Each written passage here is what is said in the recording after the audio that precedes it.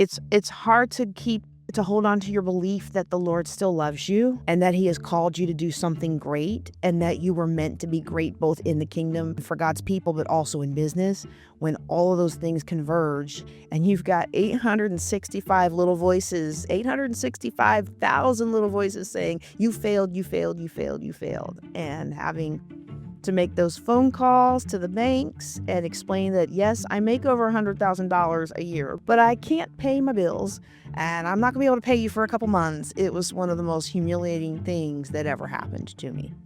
Because initially I was hustling to get out of that first $120,000 of consumer debt, the credit card debt that my ex had run up. And then I'll admit, I think it took about 5 years or so where I was like, I shouldn't have to pay for those properties. They'll bounce back. It's not my fault anyway. And then after a while, the Spirit spoke to me like, it's not your fault, but it's your responsibility. And you are responsible for your life.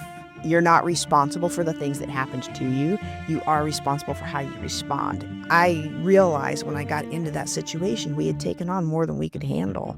And even though the Spirit had tried to tell me, don't sign for these things, don't keep signing for these loans, don't keep signing for these loans, in my excitement and exuberance to do something great, and we were going to be multimillionaires before we were 30, like, we just didn't listen to the Spirit. The universe that God created rewards action.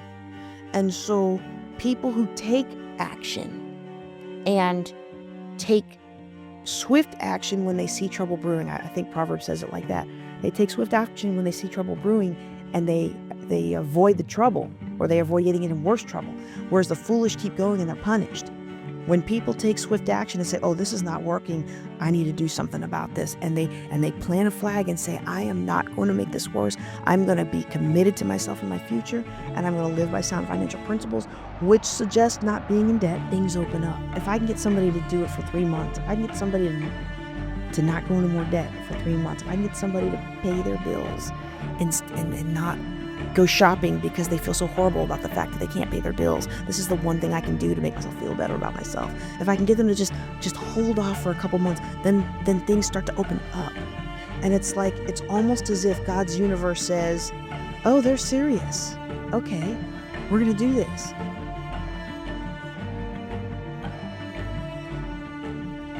JJ Conway, welcome to the podcast. Thank you. I'm so excited to be here. Yes, ma'am. Yes, ma'am. You are entrepreneur, financial expert, lover of Jesus. Very much so. Wife, mama, and so many more other things. How would you, for somebody who doesn't know who you are, how would you introduce yourself?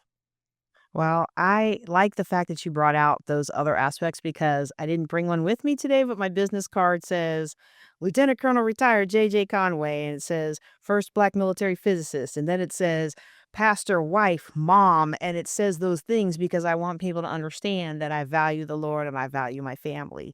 And with entrepreneurship, we find a lot of times people say they value the Lord and they That's put so God true. first, and then they say that their family is next. And it's usually not. That's so true. Well, I've been dying to have you on. Thank you so much for agreeing to come on. We actually have a little bit of overlap in like Air Force military background. We hadn't got a chance to talk about that a whole lot in the past, but I kind of want to dive into some of that today.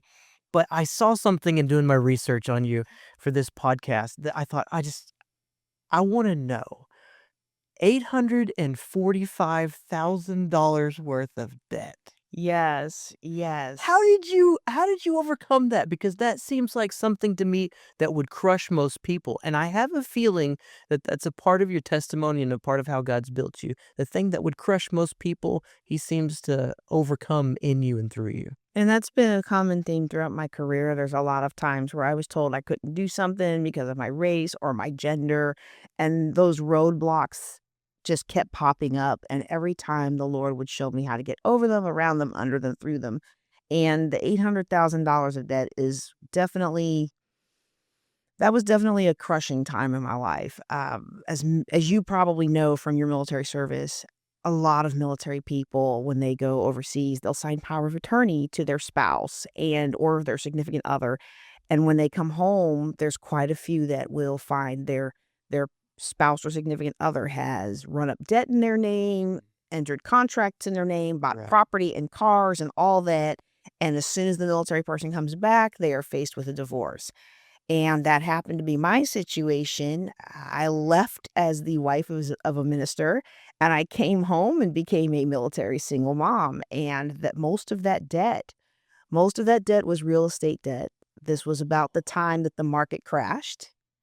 So maybe 120 of it was just him taking girls out and doing whatever he did. No. And the rest of it was upside down properties that we couldn't unload because in 2009, the market was still crashed and it hadn't recovered. So we had properties that were 32,000 upside down, 120 upside down. The one that I hold on to today, we paid 405 for it in the DC area, and at the lowest part of that market, it was only worth 180. It has still never come back. And that was 2009 when this divorce happened. So it was definitely a low point for me because it's hard to hold on to your belief that the Lord still loves you and that he has called you to do something great and that you were meant to be great both in the kingdom of for God and for God's people, but also in business.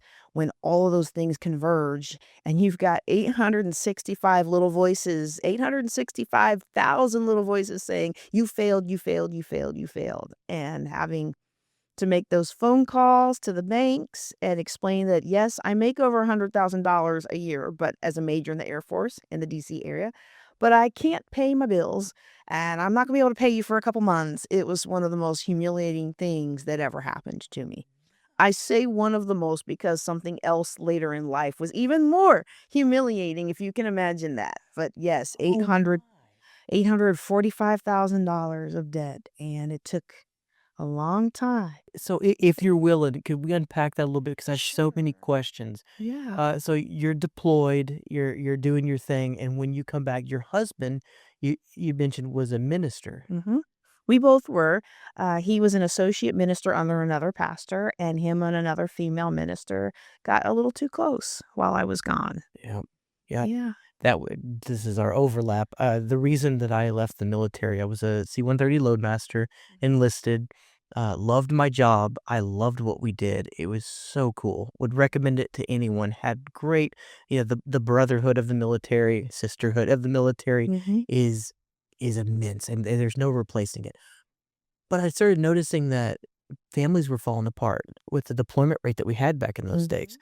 Mhm. You would go for 6 months, 8 months, well, some of them were 4 months, but it didn't matter because you were constantly gone, We're constantly. and you would return to somebody else was raising your kids, somebody else was with your wife or husband, and it was Mhm. terrible, and I remember at that juncture, that kinda similar, time frame, looking around going, this is not for me and needing to get out of here.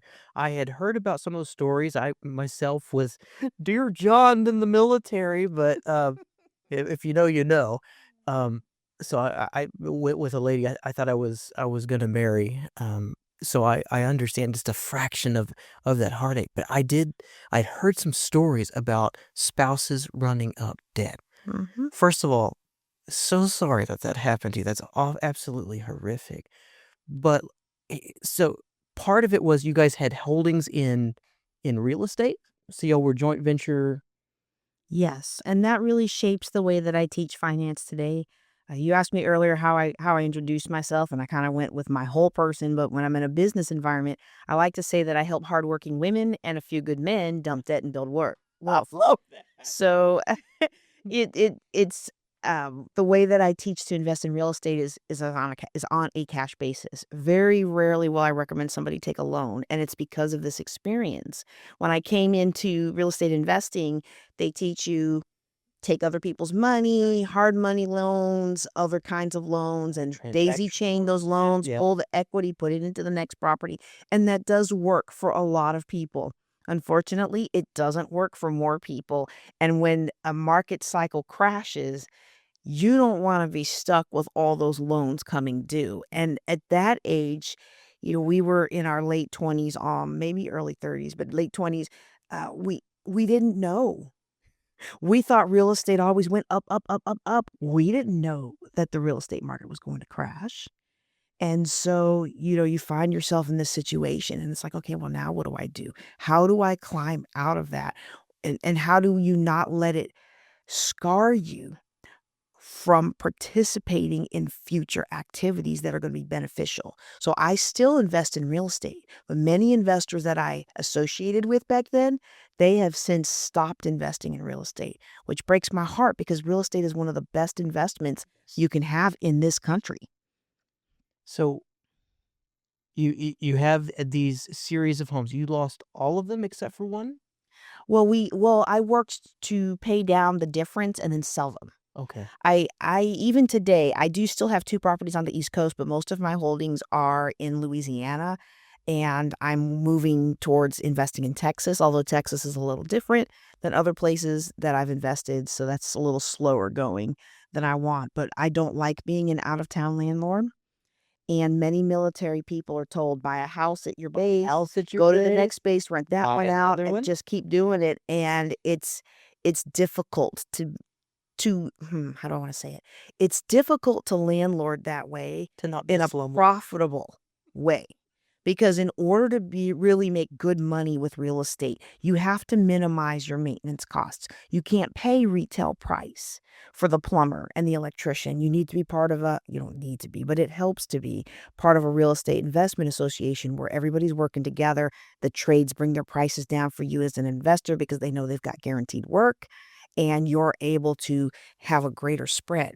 It's especially important when you have a property that's got a loan, but I teach people to acquire properties in methods that don't require loans, and so it gives me a little bit more wiggle room, but I still want my money.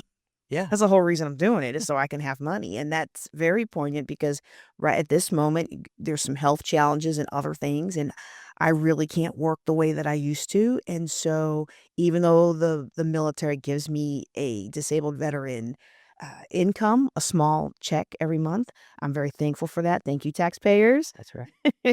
I appreciate you. It's not enough, and so those properties that I have rented out, those ones help stand in the gap. And I thank the Lord for that because barring a season where the Lord withdraw his protection and I have to go through a season of lack again, I'm not worried about money on the day to day. Mm. And so, yes, to get a climb out of that debt, I used several methods in order to pay down those properties. First, I paid down the consumer debt. And then I worked on paying the gap on those properties. So this one was upside down. How much do I have to pay to get the loan paid down to where I can sell it? And then I would sell it. And so I do keep that 400,000 one still hasn't come up to its value, but I keep it because I've since remarried, and that is a property that would go to my oldest son instead of transferring to my husband. So in a way, I look at that as part of his inheritance. Oh, cool. And, it's climbing. Still isn't back there yet, but it is climbing and the area is building around. Oh, So, wow. what it in about 10 or so years, that's gonna be a really juicy property on 1 acre in the DC area. You just can't find a single family home like that anymore. So, Philip, you set up, man. Yeah. uh, well, That is something. Well, I mean, that's important. I do want to dive into that here in a little bit about multi-generational, Mhm. wealth building. You're setting your kids up for something incredible in the But future. they have to want it, Yes. and they have to value it. I want to see where you stand in all of that. Okay. But I want to chase down this thread real quick of you come back home. Yes. Your husband, first marriage. Yes. Okay. He no, obviously not Chris. I don't know how many times if you've been married. He's done some things. Y'all divorced pretty much immediately, Immediately at and next Monday, mm, sign the papers. were did you find out in deployment or whenever you got home? Sorry, not to dig in the nitty gritty, but This is the thing, because I always thought that if I saw somebody being cheated on, I would tell them, right. and I would want somebody to tell me, but someone tried to tell me, and I didn't believe him. It was inconceivable to me that my husband would do something like that. But one of my stepdad's coworkers went on temporary duty for training at that base and took up with another one of our lady ministers, and they dated for a couple years. Well, while they were there, he told my mom, "Your son-in-law is getting awfully cozy with another female minister." And when my mom tried to tell me I didn't believe her. She's always me and my mom have an interesting relationship. I don't know if we want to go into that there, but I discovered most female physicists in the military, not in the military, but in government, because there's not that many in the military, but most female physicists, we all have the same mother.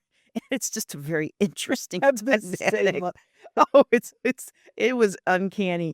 So we don't have the best relationship, and I really just thought she had gotten something confused. Like he's talking about dating my friend who I already knew that's what was going on, and nope, sure enough, when all that happened, that she was the first person that whose arms he ran into, and so it was definitely eye opening for me. And again, it's one of those that precipitates a crisis of faith because I found out 6 months later that everyone in the church knew about it. Oh, But yet I was the one that got blamed, and he was allowed to continue ministering and what? 'Cause running the you were music gone and oh my because goodness. a lot of Christian cultures still value men. And in churches, we value I don't know maybe the churches that you've been associated with, but at least for in a lot of the black churches I've been associated with, and I did not grow up in a black church, but I've just seen this as an adult, they value men and they value musicians, and if you don't have either of those skill sets, then I think the better way to say that sentence is, when you have those skill sets, you can get away with a lot. Yes, that is something to Especially if be you are a man. Yep. But if you are the woman, well, nobody liked me anyway. And that was one of the hardest lessons going through that divorce, is discovering, wow, people don't like me. They only tolerated me because of him. And so it was one of those where it was really difficult. Like I wasn't allowed to minister. I wasn't allowed to do certain things anymore. And I understood that from a ministerial perspective because our church does not condone divorce. It's very rare in our church for people who are in the ministry to get divorced. And it usually means you will not ascend higher in ministry unless you have people under you that want you. So it's very rare that I ended up becoming a pastor in Louisiana and then moving the ministry here because of the divorce. It's not as big of a stigma as it used to be 20, 30 years ago, Mhm. but it's still an overarching I'm stumbling over my words, which is kind of confusing to me because I'm not usually Yeah, one no, to stumble you're over words. But you're it's just, good. but I love my church and I love the church. I love God's people. But that was one of those things. It's like, wow, this all happened, and I thought the That's Lord not was with unique. me. That's not unique to you guys. What we fight the same thing in our street. We're a non-denominational church, kind of loosely affiliated with a couple of other churches, and that's something that we are always on the lookout for because it's not just men to us. It's any gifted person seems to be elevated. I mean, you see it now. I'm going to throw out some names here, but like Robert Morris, Tony Evans, those types of Yep. people that they have a gift and they can Mhm. rally the people, musicians, Mhm. those types of Mhm. things, but they're such a gifted when they pray, there's nothing like it. When they prophesy, there's nothing like it. Yes, but do they have the character to back it up? What are they running around on their what? Mhm.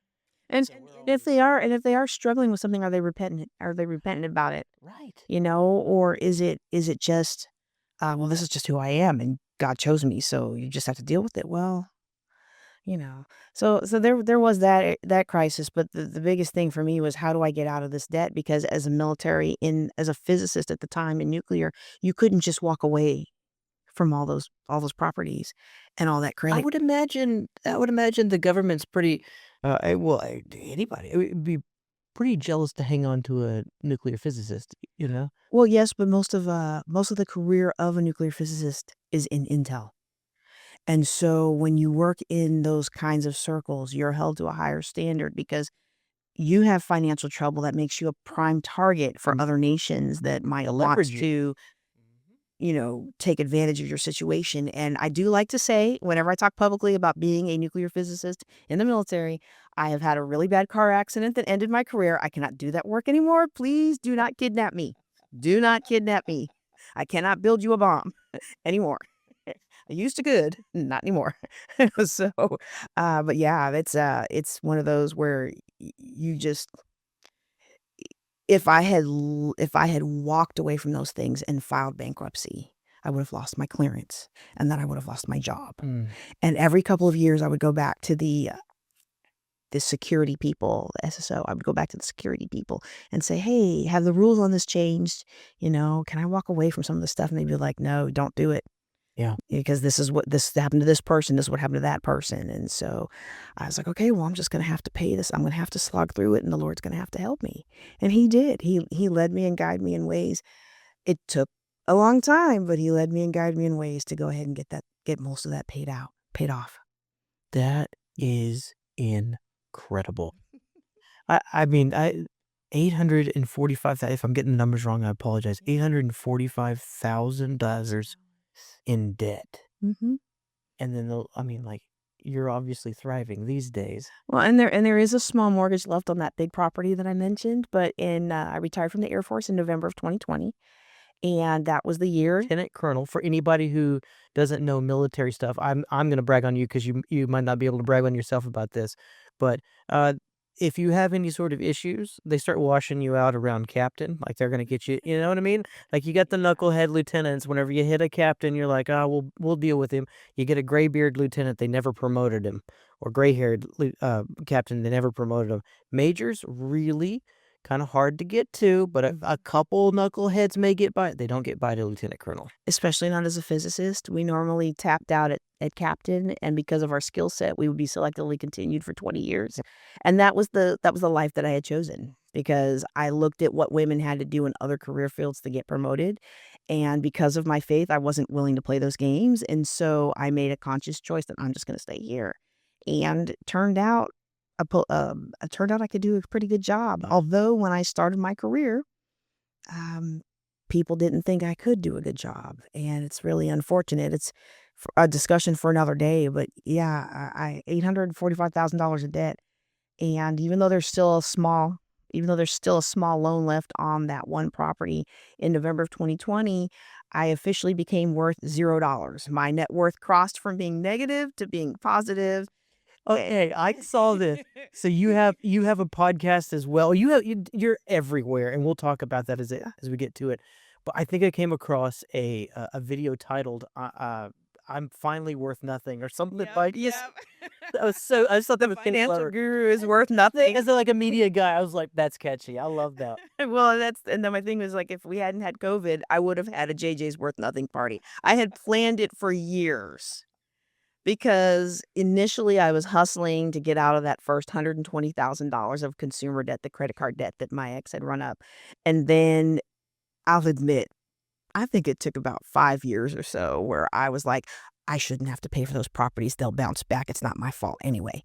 And then after a while, the Spirit spoke to me like, it's not your fault, but it's your responsibility. Ooh. And you are responsible for your life. You're not responsible for the things that happened to you. You are responsible for how you respond. And right now, I'm this military single mom. I have prayed the prayer of Hannah for 8 years, and the Lord allowed me to have a son. And I promised the Lord, if he let me have a son, I would lend him back to the Lord. And all I was about to do was have that son grow up to be steeped in debt, which would hinder his ability to move around in the ministry. And so it was almost like I didn't really care so much about me, but I realized this was a poor legacy to leave for my son. I could sit here and stew. But at the end of the day, the person I was hurting was that little guy who was looking up to me, calling me mama. And so that was a motivation for me to just like, okay, let's do what we got to do. And I did quite a few little side businesses. I like to tell people that picking saved my life as far financially, because I would go to yard sales and thrift stores and find things that were undervalued and buy them and resell them. And that got me out of a lot of debt. And then I learned how to teach people how to get out of debt, which I had already done prior to getting involved in real estate. I had already, under the direction of Larry Burkett, who used to run a ministry called Christian Financial Concepts. And I used to, he helped me get out of debt. I couldn't afford his $8 cassette tape class. Wait, so this is before the 845. This is Yes. way previous. Yeah. You've already been through this. I had already been through it at a lower level. It's just that for us, we thought that real estate never went down. Mm-hmm. So we didn't apply those concepts to real estate. And then when I was gone, my ex had an image to maintain and he wasn't working, which is part of why I took the military trip in the first place, was to make extra money. And he had an image to maintain and he used debt to maintain that image. But up until then, because Larry Burkett had helped us get out of debt in the late 1990s, we were not a debt holding family other than the real estate debt. But yeah, I couldn't. I still remember it was an $8 cassette tape class, and I couldn't afford it. And the lady that I was speaking with on the phone was like, "Let me go talk to my boss." And she comes back and she says, "Well, Mr. Burkett says we'll give you the class, but you have to teach somebody else with the materials once you're done getting out of debt." I was like, "Done." And I'm a person of my word. If I say I'm going to do it, I will find a way to do it. And so then I taught somebody else how to get out of it. And turned out I was really good at that. But then when I ended up with all this real estate debt, I was too embarrassed to tap into those skills. I was going to ask you about that. Yeah. Did shame, play a factor in it? Yeah, because I mean, Larry Burkett, I don't remember him teaching about debt for real estate. I honestly don't remember him teaching much about real estate at all. He was a big fan of investing. And if he talked about real estate, maybe in my youth, I might have missed it. But I realized when I got into that situation, we had taken on more than we could handle. And even though the spirit had tried to tell me, don't sign for these things, don't keep signing for these loans, don't keep signing for these loans, in my excitement and exuberance to do something great, and we were going to be multimillionaires before we were 30, like we just didn't listen to the spirit. And so I did a lot of hustling. So I want to be clear for Yeah. my audience. The spirit is speaking to you to say, whoa, whoa, whoa, whoa, whoa, not this one. Mm-hmm. Slow up. Mm-hmm. And how do you know? What did that feel like? It kind of uh, walk me through what that would mean to you, what that would be like. For me, when the spirit is speaking to me, especially in a business context, it comes in the form of a feeling, like a very strong feeling. And even though I am a woman and I look like a feminine woman, I tend to discount the value of feelings because of my military service and being a scientist in the military. I'm very much driven by logic and numbers and paperwork. But so when I start to feeling something, really just a knowing without knowing, I always have to take that before the Lord. And then sometimes I'll be in prayer and it'll just be insistent as a thought, or it'll come to me, "Hey, this is not going to work well for you." And there have been, I'd say in the last 27 or 8 years that I've been walking with the Lord, there may be a handful of times where those feelings weren't the Lord and they were just my own insecurities. But every other time it's been the Lord. Yeah. And sometimes it's the Lord, but I don't see how it could possibly be the Lord, and so then I don't listen. But in this case, Stop meddling, cause I'm hitting me. but it's just one of those, it's just that kept growing and growing and growing, and I remember the day I finally put my foot down and said, "I'm done signing this stuff." My ex-husband was so mad at me, and we were actually buying property from an elder in a higher up in our organization, and he was so mad. He's no longer serving the Lord, but he was so mad because he was preying upon the members. And because he was so high up, we didn't see it for what it was at the time. He was simply predatory. And I decided, okay, I can't keep signing this. I feel like the spirit is telling me I need to back out of this. If you want to buy this property and that property, we're buying two from him, you can go ahead and do it. But I just can't anymore. I'm gonna honor what I think is the spirit speaking to me. So the deals fell through and we found out that we would have lost so much money on those deals. And that's when it began to come to light that he had been cheating so many of our church members Mm. with these real estate deals. And I thank the Lord now because my finally listening to what I thought was the voice of the Spirit, despite the fact that my husband didn't seem to hear that same voice. And despite the fact that I am very much a traditionalist when it comes to the family. In my family, my husband is the head of the household. And it was a very difficult decision for me to tell him, I am not signing this. And my thinking was, if it really is the Lord like he says it is, the Lord will figure it out without me. And the Lord didn't figure it out without me, because it was my credit that had been carrying these deals, and I didn't know it all those years. And so, yes, so we ended up in debt, and finally stemmed that debt by listening to the Spirit. And thankfully I did, because that would have took us to about 1.5 million in debt instead of 845. Whoa. And so I'm very thankful now. Um, I I do want to say regarding that time, a lot of times, as a speaker, we always have a story, an origin story, and kind of a little shtick, and why should you listen to us? And I came out of $800,000 of debt. I came home from this trip, and I was divorced, and ended up being a single military mom. And there is a little bit of, while it's all honest and true, there is a little bit of using the story to kind of work somebody emotionally.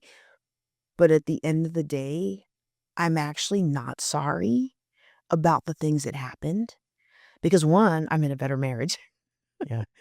Two, I never would be doing for the Lord the things that I'm doing now, because my ex-husband did not believe that women could serve the Lord in that manner, and I would have always been obedient to that as a God-fearing woman. And three, had I not been in so much debt, I wouldn't have taken the effort to learn how money really works. Wow. And a lot of us don't know how money works. We think, okay, I'm going to pay my bills, and I'm going to get a car loan, I'm going to get a house loan, and eventually everything's going to be okay. Or, everybody goes through the college loans, and they do all these different things that we do to rob Peter and pay Paul. And you used to could float checks and all the little funny games we play with money. But when you're talking about money with hundreds of thousands, you're talking about money with lots of zeros behind those dollars. It's a different game. And so I ended up going to George Mason on a scholarship to get my financial certificate. George Mason is a college? It's a university University. in DC. Okay. I went to George Mason University for my financial certificate, and my eyes came open. And that's when I realized I need to take the lower level financial classes that I was teaching to get out of debt myself. I needed to take that on a larger scale, because too many of God's people don't understand how to manage money. They don't understand how money works, and they don't understand that very simple tweaks to what we do with money now can pay off huge dividends 10, 20, 30 years from now. So let me ask you, what's your view on debt? I do not like debt. I will allow for debt in certain instances when it comes to real estate, because I understand that property is a significant investment, but I do not like debt. There are people out there who pay their credit cards off every month, and they never incur an interest charge, and they always take their points and use it to value their life. But I get so many people whose lives have been ruined by debt. So many real estate investors whose lives have been ruined by debt. It's not that debt doesn't work. It's that it just doesn't work for most of us, and that's why it's such big business. Wow. So would you ever personally take on debt? I would for real estate. I would. Right, real estate deal came along, wanted to get into it, Mhm. you'd take a how Well, let me qualify that though, how would you because structure that way? Yeah. the way I teach about real estate and other investment debt is like, if I was going to go into debt to buy a property, I am personally JJ Conway. I teach people, don't go into debt to buy that investment property unless you have something else that you can sell and pay that off if something goes wrong. And I used to teach no debt at all, but then I realized that for some of my higher earning people, or people that have, they've been out of debt for years and they've got significant numbers of properties, if they go buy a $200,000 house over here, they have a $400,000 house over there that they can liquidate if they need to. Real estate is hard to liquidate. It's not fast, but they could. If they saw trouble brewing with this renovation and they needed to offload it and they couldn't offload it to another investor, or maybe they offload it to another investor for 100,000. And that investor's so happy because they got this house that, let me back up and give a better scenario. So let's say an investor buys a house for 200,000. They think they're going to put 50 or 60 into it, and they're going to resell it for 400, or they're going to resell it for 350. Pretty good deal. Okay, you're making 100,000, 150 on that deal. But then you get into it and there's mold in the walls and there's this and there's that and it's a dog of a property. I would not recommend an investor take on loan for that property unless they had something else. Either they have stock holdings, savings, some other access, or even multiple properties that are paid off where they could liquidate those to get out of this. Because the biggest problem with debt is the stress that it causes within your psyche. And then the fact that once that debt takes hold of you, it tends to grow. So this property goes bad and they've got a loan on it and now they can't get it renovated. They can't get it sold. They can't pay the loan payments because nobody ever figures when you take out a loan for real estate that you're going to have to pay that interest every single month, right? So I don't want people to have the tumbling avalanche of, oh, I can't pay that. I need to take another loan to pay that. And then I need to take another loan to pay. And then it's just a whirlwind. It just whirlwinds in so many people's lives. So I don't like people to take debt. But let's say they did get that property, and then they found out about all the mold, and they're like, I can't deal with this, and they sell it to another new investor who for 100,000. That new investor is psyched because they just got a house that would be worth 450, 400 for $100,000, and yeah, it needs some mold remediation. But the other dude has already done most of the renovation, so now all they need to do is spend 50 or 60 or 70, and now they've got a property. So and then this one's like, well, I still have 100,000, but I've got 100,000 in savings, or I've got 100,000 in my stock account, or I've got a property worth 300 that's been giving me trouble. I'll sell it to the retail, and boom, I'm debt free again. And so for me, it's very important to make sure that our net worth is flexible. And too many people who take on debt don't have the flexibility in their net worth to be able to pay those things off. Well, let's run a scenario, a handful of scenarios, lightning speed. I'm going to put you to a Okay. test here, okay? Okay. I Okay. work with a lot of young adults. Mhm. They are trapped in debt. Mhm. So what I want you to do is I want you to take them through the life process. They are overcome. They have significant consumer debt. They can't get into their first home. They're stuck in life. That whole thing, which is out there. And then I want you to transition them to what would you do for the first investment. Then what would you do once you got your feet on you?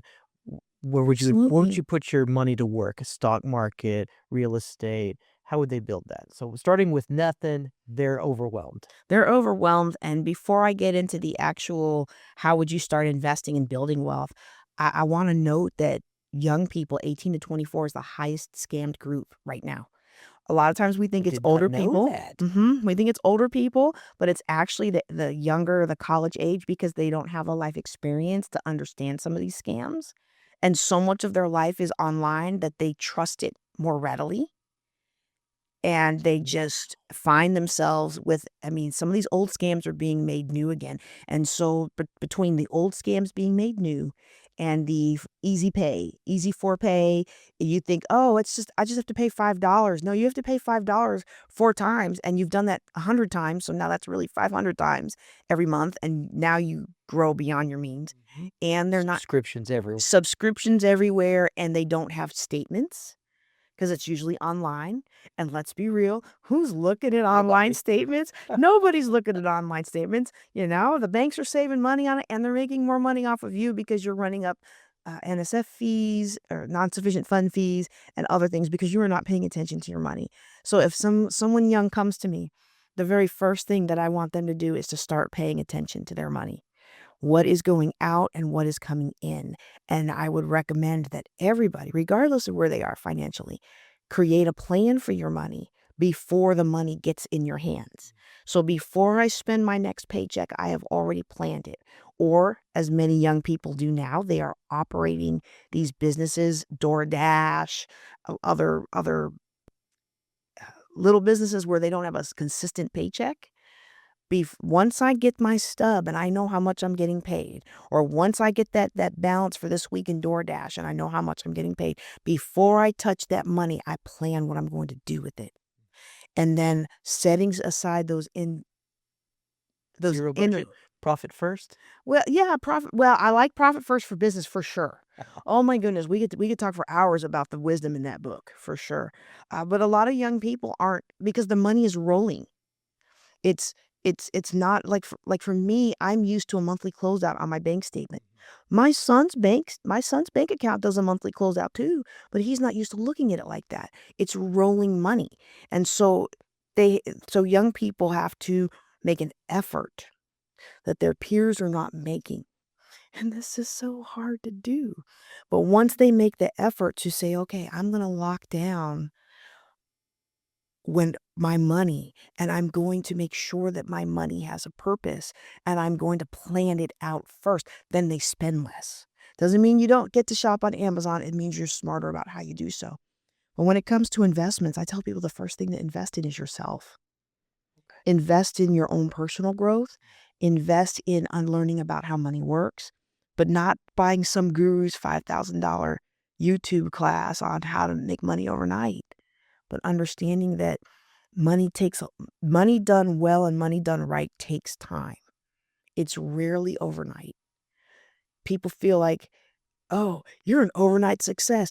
I'm not an overnight success. I have 20 years, 30 years of all the other things that I did to position myself to be an overnight success. So yes, so when somebody's starting out and they're overwhelmed, I encourage them to actually look at their money. Look at their budget. Actually look at it. Look at their money and plan for it. And then stop making it worse. And you're laughing, but a lot of people they don't even consider that, you know what, I don't have to keep paying this. You know, I don't have to keep digging this hole deeper. I can say no. And there's some bills that we will, as a society, we are so concerned about our credit score.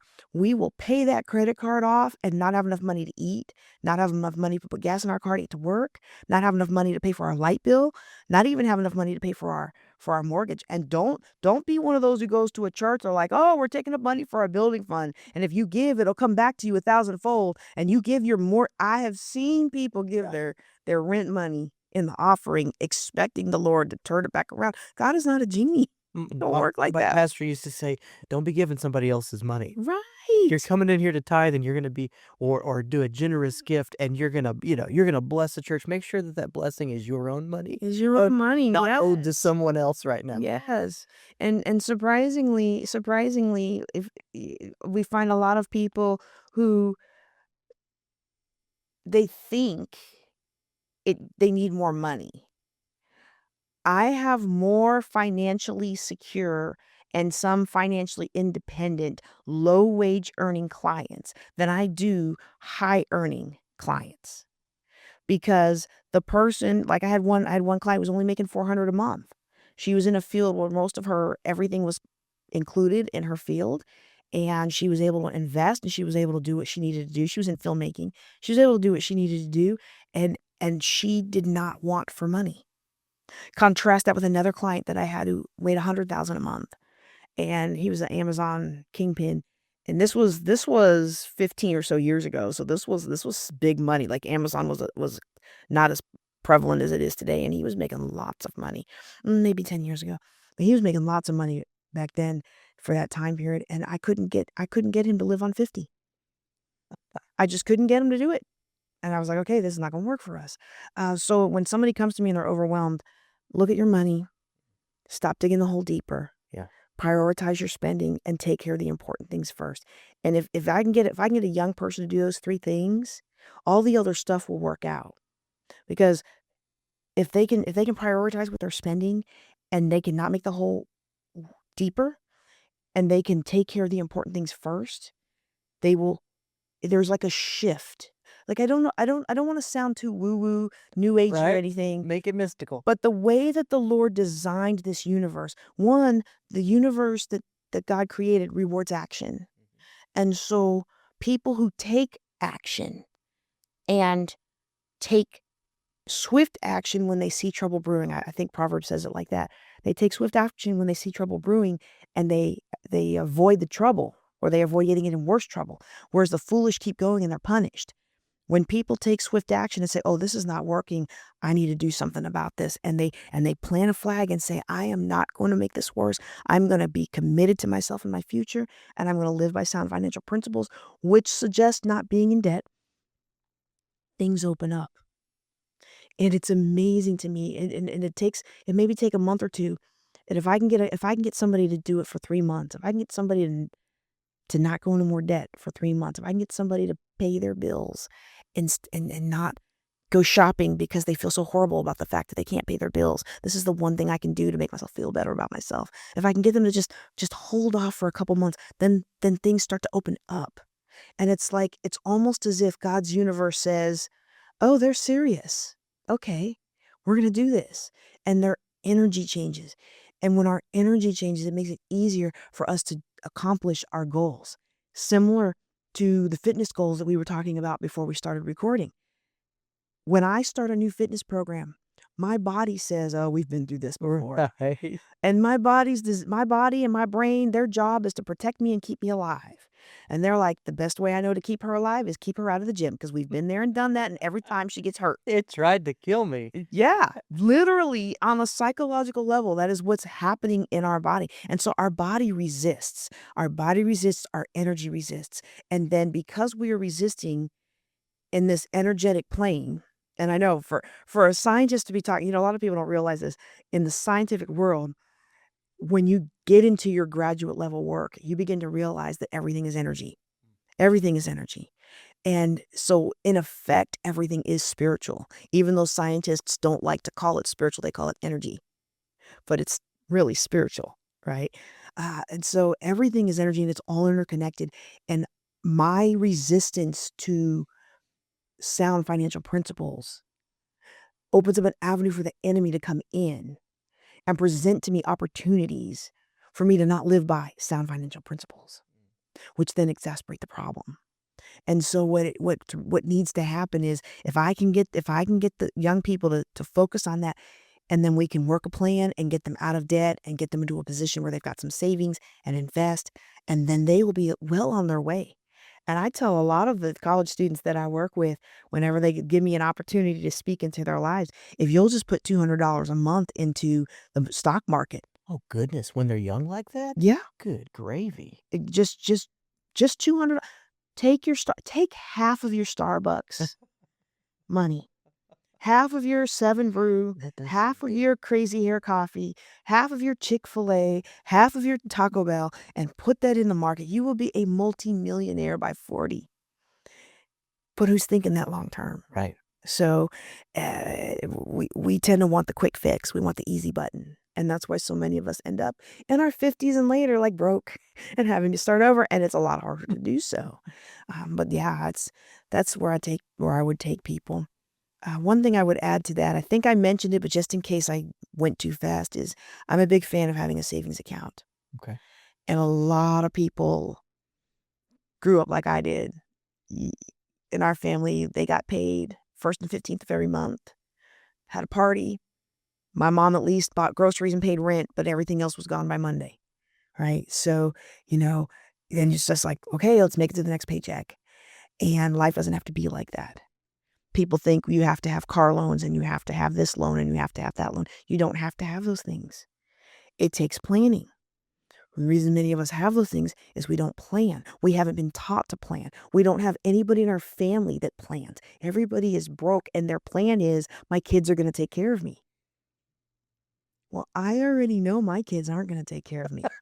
I have seen how my oldest gets when he falls in love. He kicks mama to the curb. I'm sure when he gets married, I will still, because he reminds me, you promised one night a week, one weekend a week of childcare when I have kids.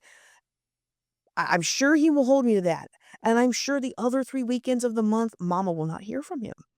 Because I have seen how he is, and the handwriting is on the wall. A lot of women that come to me, they're in those situations where their husband has passed away. They didn't save for a rainy day. They didn't understand how to manage the money in the household. And now their kids aren't taking care of them. Their kids are looking at what dad and mom built as their inheritance. Right.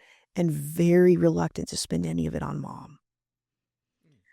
I don't know if we want to go into all that, but that's something that's very personal to me and the reason why I focus on ladies in Ladies of Wealth. I'm not opposed to helping men, but I really care about the ladies who, at least in my generation and older, they are at a disadvantage when it comes to money. Do you So for the savings, you feel like that gives just the space and the buffer to kinda let your to the energy's point before, Mhm. kinda let your energy change a little bit from holding on to everything and stress, and we're gonna absolutely die to, we got a little in the bank, still Yes. need to keep working. We've got a maybe what's that called? I'm not gonna find the right words here. It's not a nest egg. What's the thing? Emergency fund. Emergency fund, Got an yes. emergency fund in the bank, Mhm. feeling good, ready to kind of attack the day and start get like you said, the little energy switch over of like It maybe the it Lord's is doing a thing here. it's all about energy because when I first became a single military mom, not only did I look at my ex-husband and his and he moved on from that minister and got a young college girl pretty quick. I looked at him living his best life, and here I am struggling to pay his bills, right? And and I could get so frustrated. Wait, he didn't pay at all? He paid for his car, Oh my gosh. his truck or whatever it was, a Sorry to Buick. interrupt you, that drives me crazy. Yeah, well, but in my case, this is something else that I don't this is an aspect of my business that I don't like, but when women are facing the situation, I am your big sister that's gonna help you be like, "Look, we need to think about this in a business sense," because I got so afraid of losing my son, Philip, that he convinced me that the courts weren't gonna allow me to have my son because I was a bad mom for being in the military and being gone so much, and I just took it. He said, "If you want your son, you have to take all of this." And I said, "Fine, but I'm not taking that car you shoulda never bought, that truck you shoulda never bought." And so he took that. But everything else I took. Over an emotional overreaction because the number one most important thing in my life, my earthly life at that time, was my son. And so I shouldn't have taken on all that debt. But in the moment, I didn't know what else to do. I knew I didn't have any financial wherewith to fight in court. I also knew that me having this military career that traveled a lot, a lot of the work that I did as a nuclear physicist could not be done over the internet. Sure. It had to be done in person. And so if I knew then what I knew now, I probably wouldn't have taken on. I should have known that he was bluffing. But I didn't, I overreacted, and so that those some of those decisions shape us, but that's one of those things where, like, I put on my big sister hat, and I'm like, "Okay, do you have this taken care of? Do you have what about healthcare? Do you have access to this? Do you have access to that? Are your kids gonna need this? What about a college fund for your kids? Are you entitled to alimony? Are you entitled to part of his retirement?" And I don't like that aspect of my job because as a person in the ministry, I always want marriages to reconcile. Right. And most of my clients who come to me before they get to the point of divorce, money is such a big factor for divorce and is such a big symptom of marriage issues that when we get them working together on financial issues, it actually does save the marriage. Yeah. That's one of my favorite things to do is work with a couple like that. And then by the end, in a year or two, they're on fire for God and they're doing great things in the ministry and they're building their family and they're teaching other people how to get out of debt. It's great. It's So great. what do you do with the women that you were speaking about? They come to you, they're your age, 29, of course, and and they've been divorced, or they don't have the resources and they're starting over. Mhm. How do you how do you build that back? I mean, You have to start with the energy. You have to start with the energy. So going back to talking about having the emergency fund, there's a difference in energy when I was a single military mom and the check engine light on my car would come on. And it would ruin my day, my week, my month, because I didn't have money to get it fixed. And I literally would be in a situation driving down the road and my car would just stop. And I was a lieutenant colonel in the Air Force. How embarrassing is that? That I can't even afford to go get another car. Regardless of the fact that I didn't believe in debt, I didn't want to have to go into debt. I couldn't have gone to got another car in debt if I wanted to. I couldn't afford to get this one fixed. And so that just that check engine would just ruin my day because I didn't have it. If there was if there was a subscription that I forgot about, Netflix back then I think was $7.99. oh wow, those are the good old days. Right, but if I had forgotten about it and I saw that charge come through, it would ruin my day. I didn't have an extra $7.99. And so that emergency fund, what it does is it gives us some Yeah. some breathing room. And so then that energetic shift from it's going to be okay. This is annoying is a lot better energy than, oh my goodness, my whole life is over. My whole day is over. I'm going to be publicly humiliated. I'm going to go to jail because I can't do this. I mean, just the tumble of things. And so it's all about the energy. And people who've never been out of debt, they don't know what a weight lifts off their shoulders when they finally get out of debt. It's a feeling unlike any other in the world. And people who don't have a savings account, even before getting out of debt or in addition to getting out of debt, don't understand what it's like to have something there to take care of the ups and downs of life. And so for me, we work on the energy. We work on what is going on inside, what is going on that's causing you to overspend, what is causing you to not make as much as you should.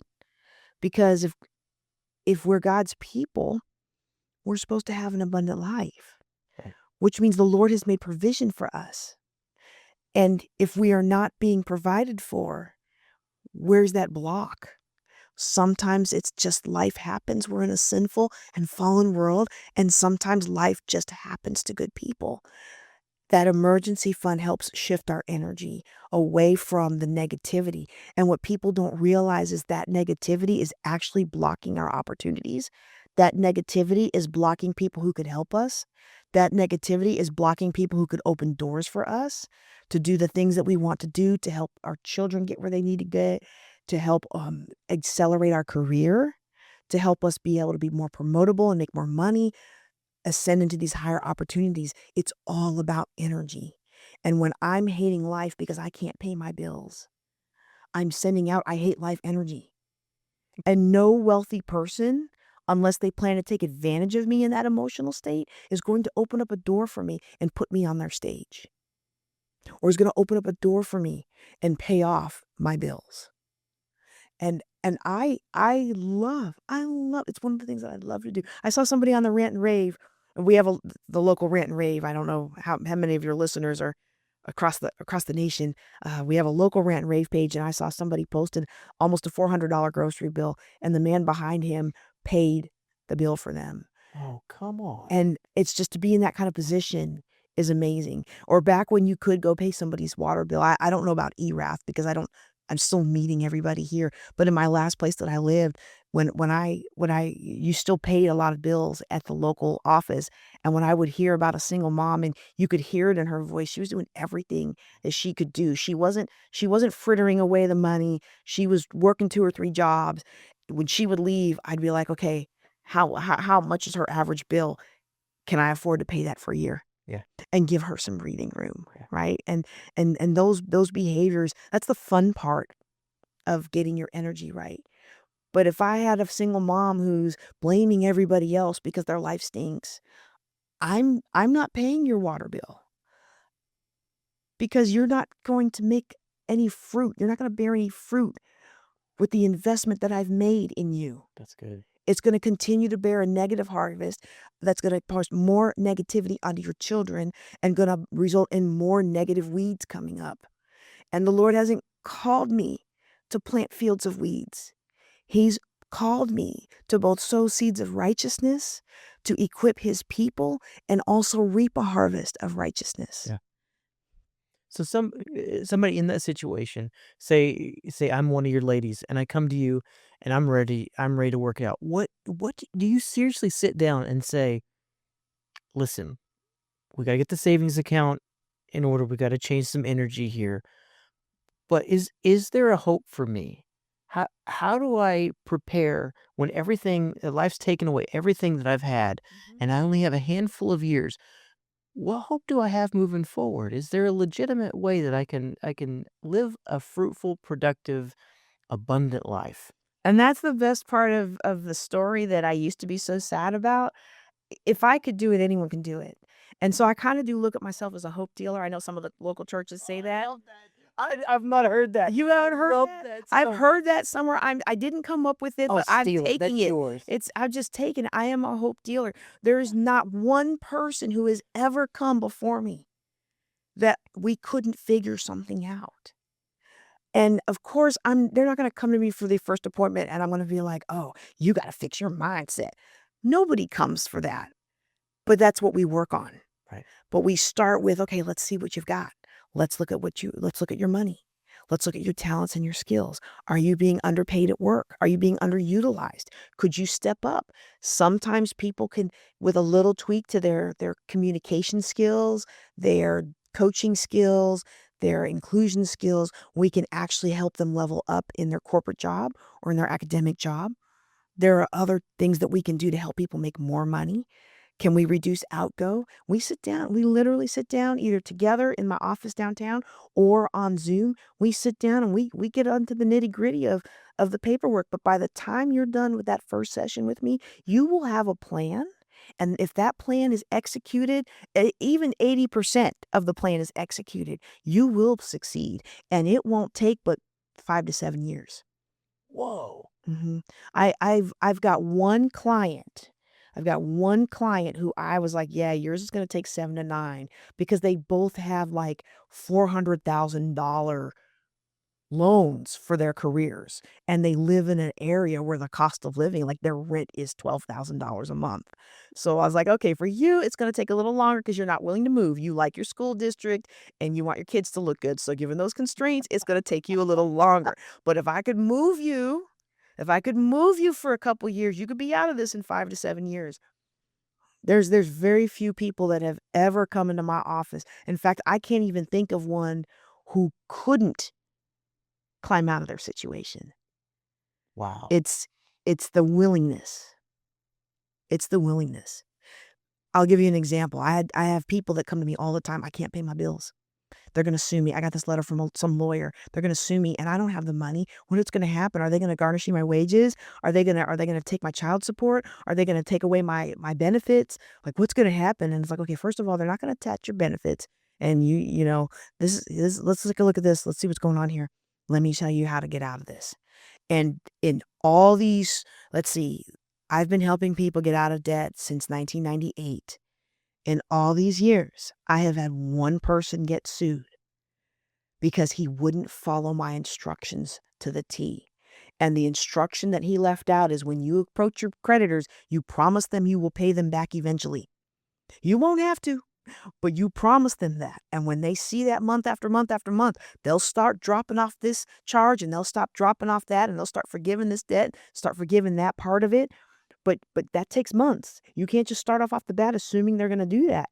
And he refused to put that in his letter. And he's the only one I've had in all these years that has ever gotten sued following my pro rata plan. Run the play, man. Just run the It play. works. It works. That's one of the things that I like to say. What I teach is not fancy. It's not sexy. It's not just this most mind-blowing, groundbreaking stuff. But it works 100% of the time for people who work the plan 100%. And so there's very few other things in life that give you that kind of guarantee. You and I could open up a network marketing business today, you know? We could go out there and open up a network marketing business. You are very good with people. I imagine you would do much better with that business than I would. Because I'd be like, "Don't, I want you to buy this because I need to make money, but you really shouldn't buy it." That's probably a bad example because you're also a pastor and you want God No, people to be, but that's you know what I'm saying? You have a yes. personality that draws people in. I'm working on that aspect of personality. So certain people can make money different ways, but everybody can follow the plan that I put out for their finances. And so the plan is the plan, but we always customize it. What about your health? You know, I can tell my son, go out there and work 3 jobs. But the mom with 2 littles who has Yeah. significant sciatica, she can't go out there and work 3 or 4 jobs. That's just not gonna work for her. We have to find something else that works for her. And people don't realize that deep inside them are so many untapped resources. And one of the gifts that the Lord has given me is being able to sit down and talk with somebody for a little while and pull out of them, "Oh, you could do this, you could do this, you could do this, you could do this." And then we work together to implement those strategies. And over time, you find out now you look back, you are financially secure, your bills are covered, and not only are your bills covered now, but we have put things in place for you to have passive streams of income that are long-term and generational. So when I pass away, my books on Amazon, those royalties can go to my kids. When I pass away, some of these other business ventures I have may not pass to my kids, but others of them will. Mm. And because I've been able to do that now, 20 years from now, when I can't go speak on stages all over the world, or when I don't feel like running my podcast, or when if my voice, God forbid, my voice ever goes out, there's income to take care of me. Yeah. Yeah, I don't have to rely on my son, either one of them, to take care of me in my old age. Oh, they're good boys. You know they would. I hope so, but I never trust who somebody's gonna marry.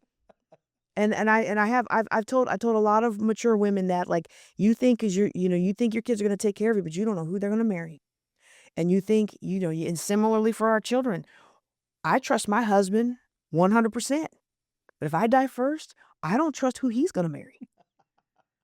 And that was one of those hard conversations when it came time to do our will and set up the insurance and the trusts and everything like that right after we got married. He didn't say he thought I was joking when I said we were going to set up a trust for Philip, but the look on his face at the lawyer's office When we kind were of signing the implied documents. that maybe he didn't realize I was quite as serious as I was. And then it was like, look, it's not that I don't trust you. I don't trust your next wife.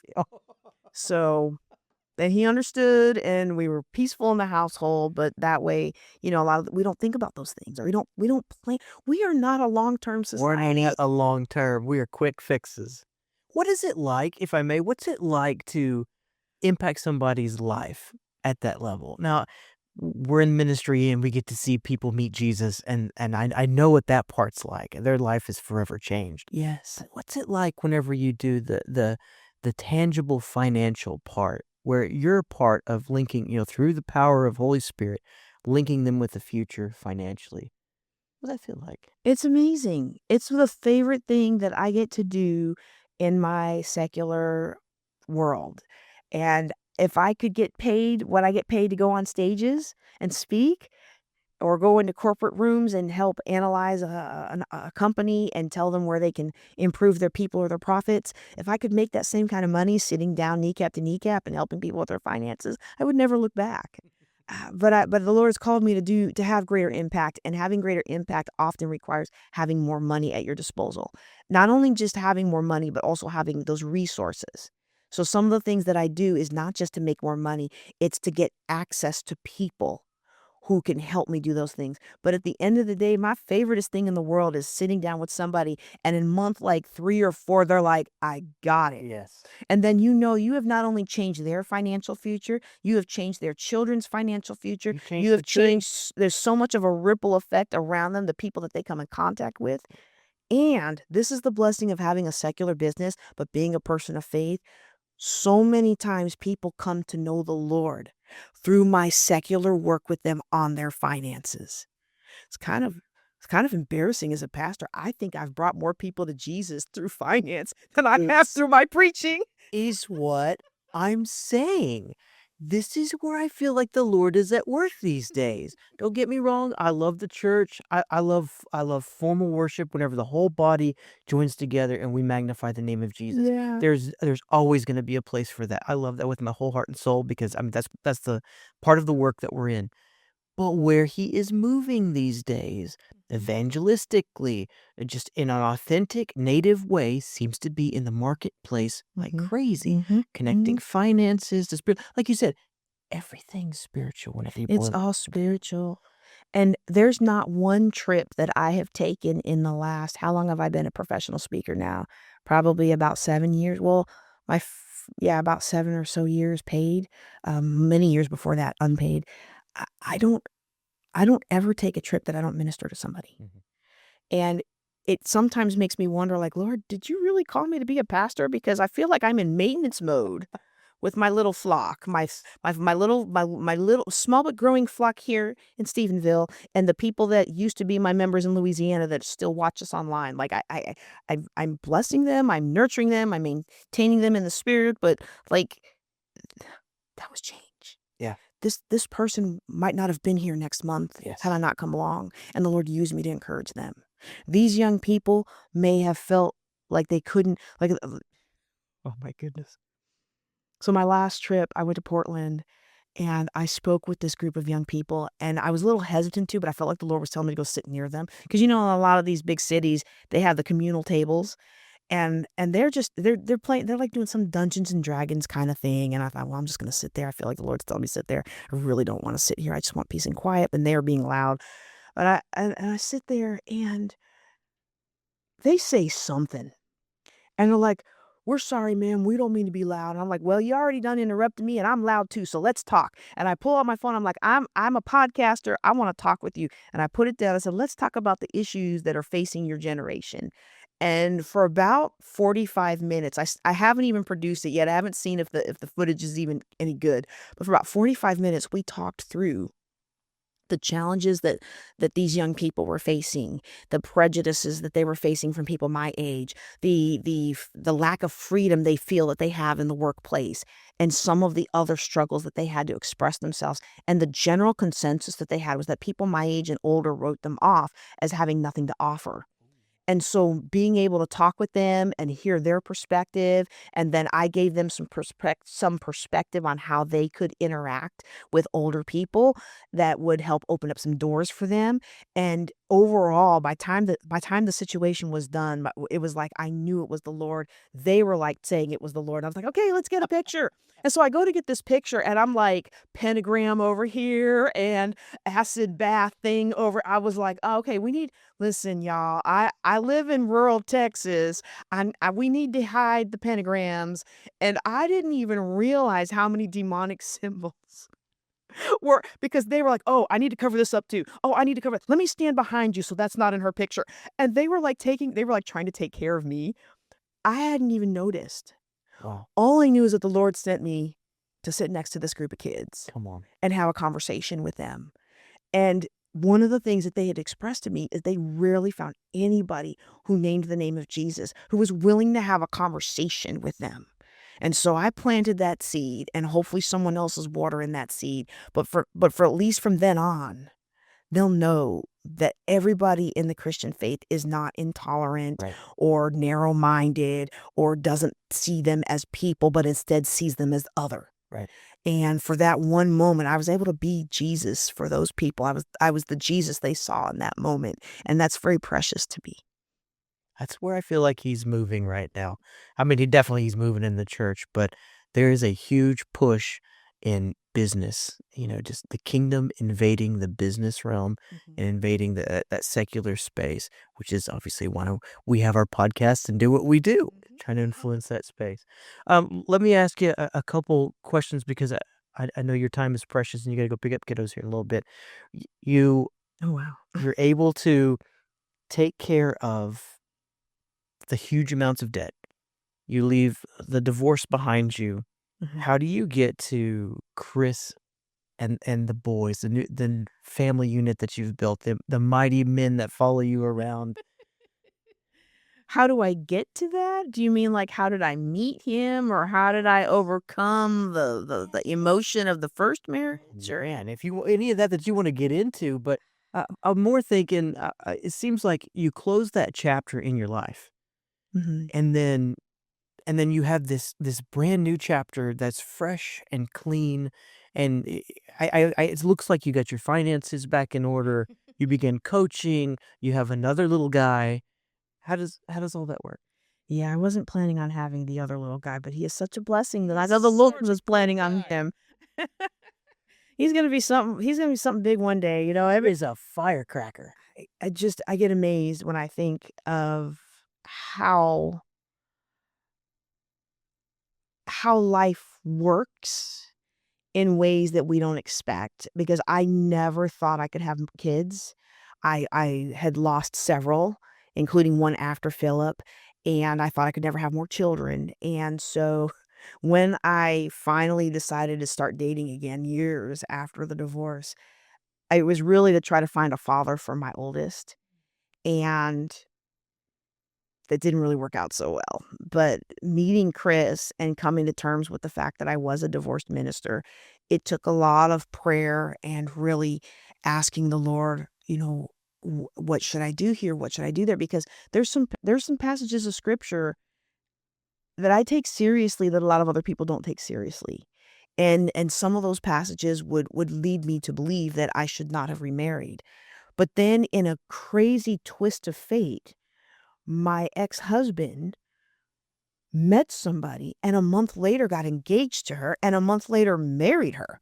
And I was like, well, that was a pretty swift answer to prayer, because I was like, well, Lord, if you want, this man is talking like he wants to get married, and I just don't think I can do this. I'm going to need you to heal some things, and I'm going to need you to give me a sign that when I read these things in scripture, that it would be okay for me to go ahead and remarry. And I know a lot of people today, they look at scripture's guidelines. I really do believe that most of what God wrote is literal, and or what God motivated through his Holy Spirit for others to write. I really do believe that most of it is literal. And so when I read certain things that there's like, maybe I shouldn't remarry. And the Lord has been providing for me all this time. But there were 2 times, my former pastor and then also a lady in one of the churches I was fellowshipping with, and they both prophesied a new husband for me. And I was like, "I'm never getting married." This was in my head, "I'm never getting married." But I didn't want to disrespect the man or woman of God, so I just kept my mouth shut in the moment. And when the Lord worked that out, I mean, literally a week after I prayed about that, my ex-husband got engaged to somebody he'd only known for a month. And then they were married right away. And it was like, well, I guess I need a new covering, and here's somebody that kind of wants to be it.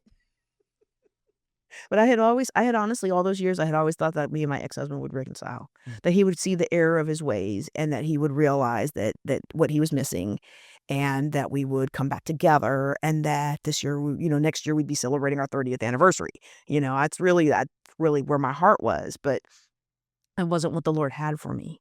The Lord had more for me. And it's not to say that the life that I would have had was bad, or the life that I did have was bad, but I wasn't doing what God had called me to do. And it's it's hard to come to terms with that when you're reared with a traditional upbringing, that this is the woman's place. And why is the Lord pushing me to be the prominent minister instead of my husband? And that was one of those conversations that we had. He was like, well, I want this to be I want this to be forever, but I just need you to know that I don't feel a calling on my life. And me and my youthful exuberance, having not pastored yet, was like, oh, well, that's okay, because the Lord's called me and we're gonna do this thing, and You're fine. Get on my back. We're going. be my muscle, Right. be my heavy. He's good with details. So the Lord sent me a details guy and a big strong dude, and I'm like, hey, let's go. That was yeah. I had started my Bible study. We were looking at it becoming a church in Virginia, and I got pregnant before it could become a church. And so I turned that over to someone else, and they're pastoring that today, and moved out to Louisiana. And yeah, the So rest. met Chris in DC. No, I met him in Louisiana the first time I was stationed there. And then, because he taught in East Texas, which is right on the border. Okay. And then I moved to DC, and we dated separate for a while. We were together for about a year, and then we dated separately, in separate locations for about a year and a half. Okay. And then we got married, and then immediately got pregnant with someone who I think this child is going to be a superstar one day, hopefully for good. That 18. But we got married, and then that changed the nature of my military career, because I had already been a single mom, and I didn't want my child to grow up without his dad. Mm. My first one grew up without his dad. We divorced when Philip was 3. And he was never involved with Philip. From time to time, but not regularly. Okay. And that's, a lot of women complain that, oh, well, my ex is not involved, and it may be uncharitable to say, but it actually was for the best in Philip's case. And so, I always hold a high hope for his father. His father is an incredibly talented musician. He could break down the word of God like nobody you've ever seen or heard. He could quickly assimilate so much research about biblical times, and he would the his I've never known anybody else in my life who could break down scripture, incorporate all the history stuff, write it out clearly, deliver it with power. Like, I've just in all these years and all these great pastors that I've met and that I've traveled with, that man has a talent. He has a talent in music. He has a talent in ministry. And I always hoped that he would recover. And it just whatever he is doing now or wherever he is now, that recovery, if it has happened, did not include his son. And so I did not want my new son to go through being separated from his father. Right. And plus, from the first moment that, I mean, Chris didn't meet Philip till had been dating maybe about a year and a half. But from the first moment, that was like his kid. And some people who don't know our family history, because they are so alike in personality, they think that we are one big multicolor family. And it's a blessing. I can see how. Yeah, it's such a blessing because many men aren't like that. I mean, not to talk bad about men or anything, but I did not come across many men who were willing to parent my son. And so, yeah, that's we ended up together. We had some hesitations. I mean, I was worried about the ministry and I was worried about my son and I was worried about being wrong. And I think one of the things that hinders women a lot, especially when the Lord is trying to push them into higher levels of ministry or helping them to push the higher levels of business, is we've been so conditioned that a lot of what we do has to be under the banner of a man, that we're hesitant to really step out there. And especially if other women aren't doing it, then we're really hesitant to move forward because we may not have the approval of our pack. And so I'll ask you a question. If you and a group of guys are at a party and you want to go get some hors d'oeuvres, when you ask the other guys if they want hors d'oeuvres, what happens? I don't know. Do We go get hors d'oeuvres. What if somebody doesn't want to get hors d'oeuvres? Stop being weird. Let's go get hors d'oeuvres. Okay, well, that's not the usual answer I get from guys. It's like, oh, I'll leave him and go get my own hors d'oeuvres, right? But with women, it's more of a, do we want hors d'oeuvres? Oh, And I see that. I want hors d'oeuvres, but the other ladies don't. Or one time me and a group of Me and ladies. my wife would get along Well, great. I didn't know this about women. Oh man, And she's going to get hors d'oeuvres. I don't care if you want hors d'oeuvres. This is the girl who said we go to church conferences. You know how it is. You go to conferences all the time. And the first couple we went to, she's got her feet up in the seat. She's laying back in the chair. You know, it's time to wrap things up. You know, it's the lingering moment, and people are still kind of praying for one another. And she'll look at her watch and be like, "It's time to roll." It's like, babe, you can't say things like, yes, she can. She's so free in that respect. well, I'm glad for that. I'm glad for Really that. get it off. I will play to societal norms now if I feel like the Lord is leading me to do so. All But things like all we all went to this restaurant that was known for their crab sandwich and everybody got a salad. And I was the last one to order and I ordered a crab salad. And everybody looked at me and they're like, "Why are you ordering that?" I'm like, "Because they're famous for the crab sandwich." And so I'm like, "I'm getting me a crab sandwich." And of course it was really good. And they were just picking at their salads. But most women are not gonna rock the boat like Yeah. that. Because for me to have done that was to poke each of those other ladies in the eye. And so, there's a lot of second guessing that can hinder us. For me, it's if the Lord told me to do it, then it's gonna work. Right. He's either gonna Right. cause it to work by my hand. He's gonna send somebody to me who can get it done. He'll send somebody to me that has the money. If he doesn't put the money in my hand, he'll open up the door. He'll send the right personality. I'm confident that I can walk in, this will get done. And sure, there are times where I have these great ideas and I rope my family into these great ideas. Now you're meddling. And my husband just got ministered to. We went to a conference, a church conference last weekend, and Minister Evans was like, every time I see Sister Conway's got some crazy thing she's doing. There's her husband supporting her. And everybody, it was a conference of all of our churches in Oklahoma, Louisiana, not Louisiana anymore, Oklahoma, New Mexico, Texas. And so everybody started laughing because they know I'm a big ideas, excited person. I always have things that pop up and usually it's the Lord. Every once in a while it's not. But I don't worry because I put things before the Lord. Sometimes I get excited and I don't, and then I realize later, "Ooh, I didn't put that before the Lord." But usually I'm gonna put it before the Lord, and if it doesn't work, it's not because the Lord didn't tell me to do it. Right. It's because he wanted me to learn something in going through that process. And so that's it eliminates the fear. Kind of like the same way having a savings and a solid financial plan eliminates that negative energy that keeps us from moving further in our finances, further in our businesses, further in our jobs. It's similar in the spirit where that block and that fear of I'm not good enough, I'm not strong enough, I'm not equipped enough, I'm not pretty enough, I don't sing well enough, fill in the blank, not enough. We don't have to worry about those things if we are in a relationship with the Lord where we are speaking to him every day in prayer and we are learning about him every day in study. When he speaks to me, I'm going to go. And sometimes when he speaks to us is not pleasant, but I'm still going to do that. And I do know I'm looking at the time. I'm like, I know our time is running out, but I think your viewers would enjoy this point. And one of the Tell things it. that the Lord had to teach me was not to confuse charity work with kingdom work. Now, I am fully in class here because this is what the Lord's harping on me about right now. So How so? do tell. Okay. Well, because a lot of times we do charity work and it usually is kingdom work. Yes. Okay. But in my financial business, I set aside a certain amount of time and money that I will use to bless the community or I will do pro bono work.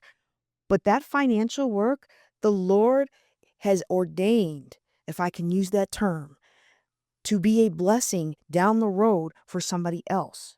So when you want me to take my $10,000 course and give it to your organization for free, that is $10,000 that I don't have to do kingdom work down the line.